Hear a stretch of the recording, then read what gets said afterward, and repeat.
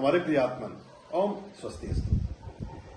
इस वर्ष का अंतिम चंद्र ग्रहण 28 अक्टूबर 2023 को पड़ रहा है और चूंकि इस दिन शरद पूर्णिमा है, तो शरद पूर्णिमा लग जाने से बहुत सारे ऐसे विधान जो हम शरद पूर्णिमा को करते थे, ग्रहण होने की वजह से वो नहीं किए जा सकेंगे। जैसे शरद पूर्णिमा में हम चंद्रमा की रश्मियों का सेवन करते थे, चंद्रमा की ओर देख करके हम श्राम श्रीम श्रोम से चंद्रमसे नमः का जाप करते थे, या श्री चंद्राय नमः का पाठ करते थे, वो नहीं कर पाएंगे इस बार।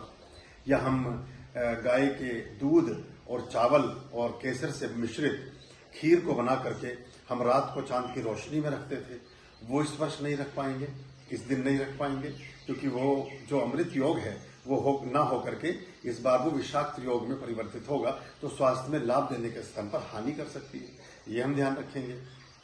ग्रहण का जो मालिन्य काल है वो लगभग रात्रि 28 अक्टूबर को रात्रि 11:30 बजे से प्रारंभ होगा।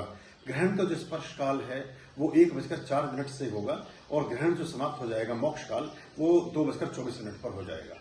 तो इस तरह से ये एक घंटा 16 मिनट के आसपास का पूर्ण रूपेण ग्रहण है और भारत में भी दृश्य है और बहुत से देशों में दृश्य है।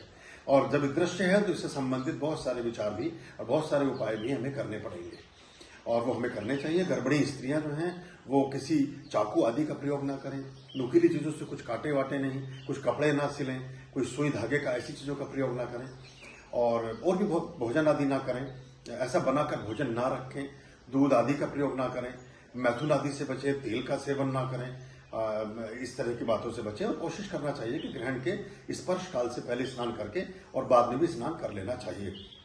सूतक लगभग 4-4:30 बजे से शुरू हो जाएगा 28 अक्टूबर को। तो सूतक में भी बहुत से विचार होते हैं, वो ध्यान में रखने चाहिए। ग्रहण के दौरान भोजन आदि का निषेध रहता है, मलमूत्र आदि के त्याग से भी परहेज रखना चाहिए। तो ये जो चीजें हैं इनको आप ख्याल में ले लेंगे तो आपके लिए अच्छा हो जाएगा। बहुत से लोग जिनकी मानसिक रूप से अशांति बनी रहती है, माताओं से संबंध या सासुओं से संबंध, सासू माँ और माँ एक ही ग्रह देखता है उनको, क्योंकि चंद्रमा मन का वही कारक है। अब इतना बड़ा समुद्र है, उसमें ज्वार भाटा आता है चंद्रमा की कलाओं से। समुद्र के जल में नमक की जो मात्रा है, हमारे शरीर में भी नमक की वही मात्रा है।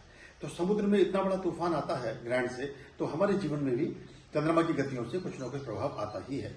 तो उसको ध्यान में रखेंगे तो अच्छा होगा। तो ये छोटे छोटे उपाय अगर आप अपने जीवन में लाएंगे तो आपको अच्छा लगेगा और जीवन भी आपका ठीक हो जाएगा, क्योंकि चंद्रमा मन का कारक है और मेष राशि में हो रहा है, अश्विनी नक्षत्र में पड़ रहा है, तो बहुत अच्छे परिणाम प्राप्त नहीं होंगे, क्योंकि एक महीने के अंदर अंदर दो ग्रहण पड़ गए हैं दुनिया में। एक पहले सूर्य ग्रहण था और 15 दिन के बाद चंद्र ग्रहण आ गया है। तो ये आप ख्याल कर लें और शरद पूर्णिमा में जो उपाय होते थे उनको इस वर्ष ना करके, इस बार ना करके फिर बाकी दिनों में आप कर सकते हैं।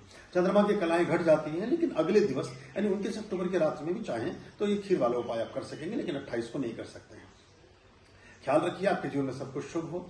ओम स्वस्तिअस्तु। ओम नमः शिवाय।